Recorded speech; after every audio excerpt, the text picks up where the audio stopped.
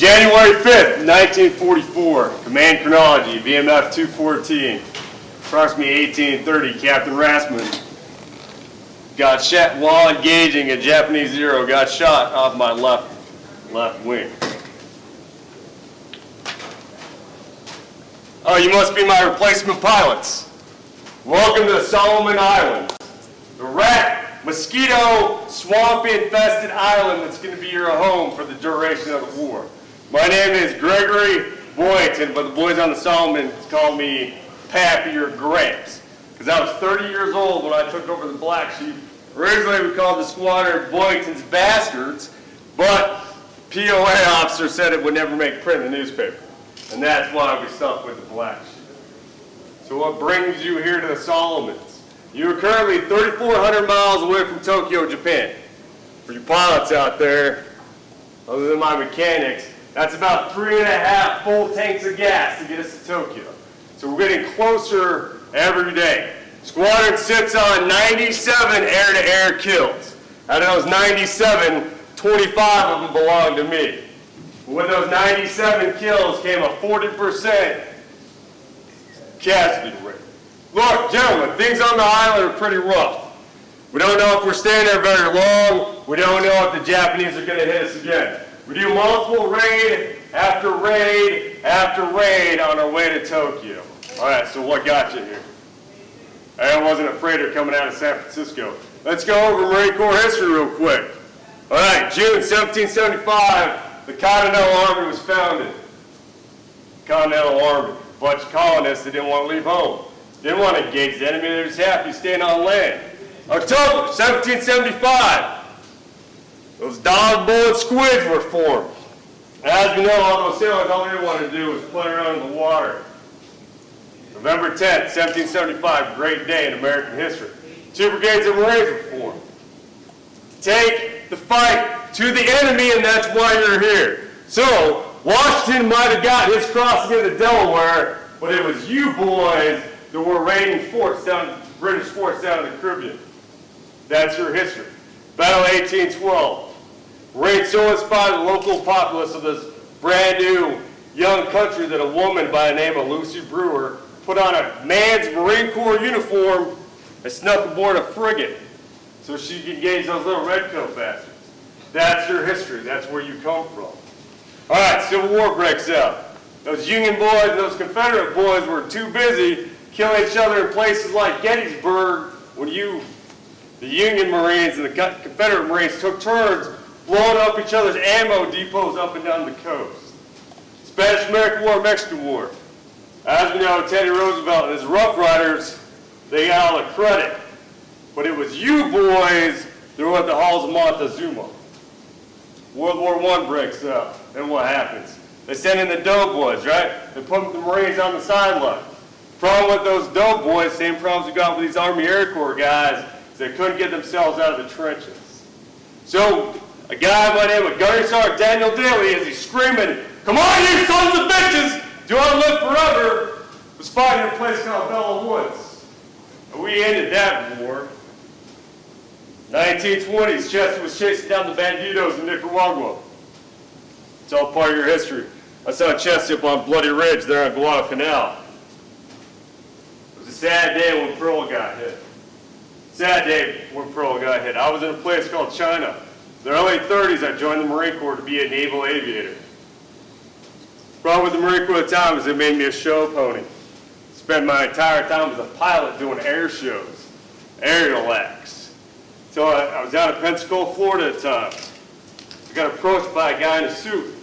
He promised me $700 for every Japanese kill I got in China. So what do? I designed my commission as a Marine Corps pilot, and I joined an outfit there in China called the American Volunteer Group. I was credited with 7 Japanese kills. Sad day when Pearl got hit. Army Air Corps came into China and they wanted me to resign my commission as a Flying Tiger and take commission as an Army Air Corps pilot. But I don't like the Army. Nobody likes the Army. So I took a dishonorable discharge, had to find my way out of China because they wouldn't offer an American ship for me because of my bad conduct discharge. Found my way to Washington, and I hit the Marine Corps. I was back for a commission.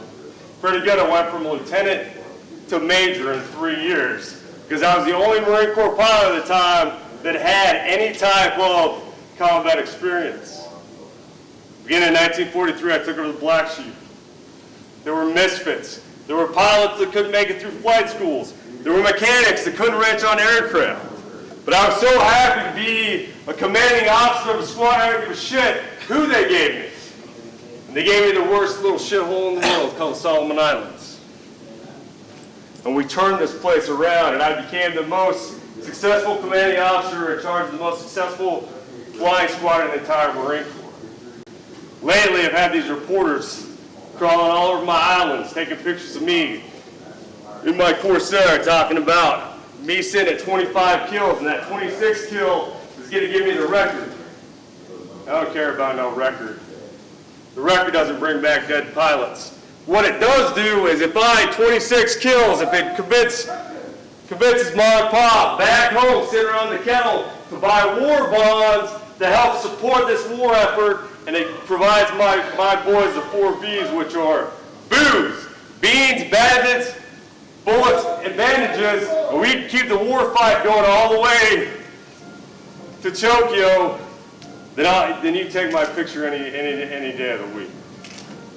All right, so how Pappy's story ends is on January 8th, 1944, Pappy got shot down. He got his 26th kill. Jap Zero came up behind him, shot him out of the sky. Spent a little bit of time in a life preserver. We got rescued by a Japanese submarine. The next 20 months of his life, he was a Japanese POW. When he came back from the war, he was awarded the Congressional Medal of Honor and the Navy Cross. And then he retired as a colonel in 1946.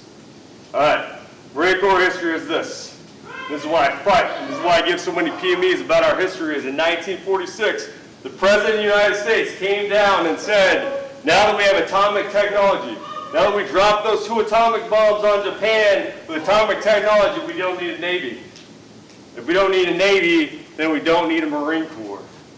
And for a year and a half, from 46 to 47, they stripped the Commandant of the Marine Corps of all his privileges in the White House. They started treating Marines like second-class citizens. It was the Marines that did the flag rising on Iwo Jima, and now we're the branch of service that they want to get rid of. Well, we fought hard. National Security Act 1947 made the Air Force, the Army Air Corps into the Air Force. We gave up a squadron of aircraft, and we formed HMX-1. We started flying the president around to get some purpose again. 1950, we landed at Incheon with a bunch of cooks and admin personnel because they had stripped all divisions out of the Marine Corps. So it was admin, cook guys that hit the beach while they're waiting for oncoming divisions to catch up with them. That's Marine Corps history. Obviously, we went from Korea to Vietnam to the Sejong Quezon to battles Fallujah, Ramadi, and our history keeps going on. The reason I gave this PME is because I asked a Lance Corporal who Pappy Boyington was. And he gave me like the retard look. Like, I don't know what you're talking about, Staff Sergeant. So, with that being said, with me retiring in an hour, I don't want this history to end. So, if you took anything out of the last 15 minutes, 20 minutes of knowledge, take that the Marine Corps has this great history and this great heritage, and it seems like it's being stripped away from us every day. So there should be more guys like me that are willing to put on old school flight suits, give presentations, so our history we don't lose our history. Any questions for me about Pappy points or anything like that? The bar is now open. You good, sir? Outstanding. That completes my PME. All right.